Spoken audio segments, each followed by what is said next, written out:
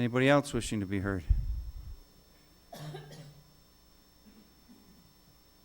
Hey there, Bill Bonner, Watertown, New York. So I've been here 3 or 4 times to speak about intentional property damage. As everyone knows, so my house was wrecked to the tune of $35,000. And, we finally got an arrest. Finally, after 10 months. Yeah,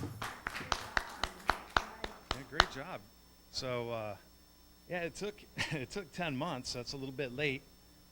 But and since then, even more property has been destroyed. So the same person went in to rent other properties, and we got it certifiably that damage has been done to them, which somebody's liable for.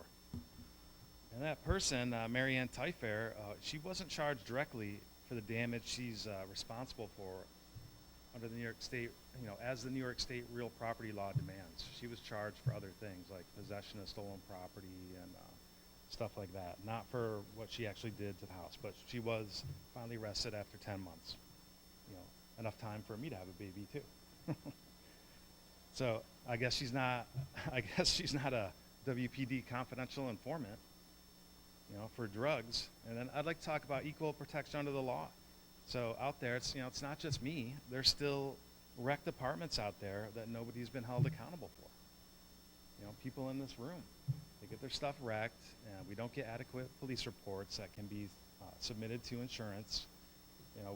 Watertown Police's main mission is to protect rights and property, and we don't feel like they're doing that. We're the ones that fund this place with our taxes.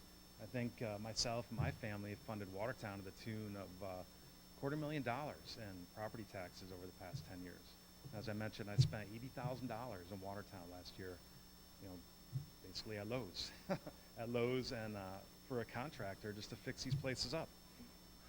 So there's still wrecked apartments in town, and nobody's being held accountable. And I'm glad that this person was finally arrested, even if it wasn't for, under New York State real property law, but they're out there using DeWalt power tools, sawzalls, sledgehammers, circular saws to intentionally destroy property, which is a crime. That's a word, intentionally.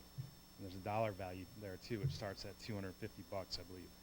So again, we still don't have adequate police reports to file insurance claims, and that's just pretty basic stuff that you get from other agencies. So why should we pay so much in taxes for no service? Is it time to defund Watertown? I guess it might be. So it's is the Watertown and its police department liable for failure to protect property rights? I'd say maybe on the hook for hundreds of thousands of dollars in insurance claims that have been denied, like mine. Mine was $35,000, and it was denied because I don't have adequate report. I'd say yes, and I think we're going to find out.